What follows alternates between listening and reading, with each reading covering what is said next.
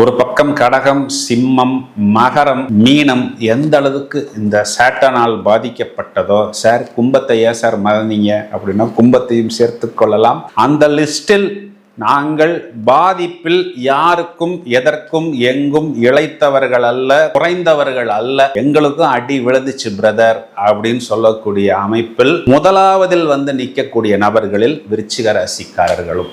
ஒருத்தர் நிமிர்ந்து நிற்கும் போது அட்லீஸ்ட் அவரை குத்தினாலாவது அவர் திரும்ப நம்மளை குத்துறதுக்கு ஒரு வாய்ப்பு இருக்கு பிரதர்.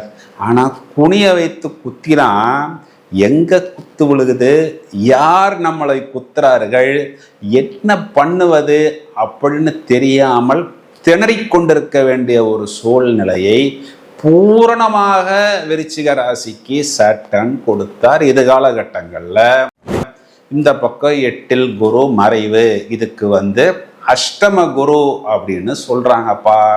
இது காலகட்டங்களில் 4ஆம் இடத்தில் ராகு. ஸோ என்ன நடந்ததுன்னா total damage, total scene close, fully collapsed அப்படிங்கிற ஒரு கண்டிஷனில் தான் இப்போவும் விருச்சிக ராசிக்காரர்கள் இருக்கிறார்கள். சில இடங்கள்லாம் வாசலுக்கே போக முடியல. கேட்டால் ரெக்கவரி டீமுங்கிறாங்க, கேட்டால் கிரெடிட் கார்டு செக்ஷனுங்கிறாங்க, கேட்டால் பர்சனல் லோன் செக்ஷனுங்கிறாங்க. போஸ்ட் வந்தாலே பயமாக இருக்குது பிரதர் அப்படிங்கிற அமைப்பில் தான் விருச்சிக ராசிக்காரர்கள் இன்றளவும் இருக்கிறார்கள்.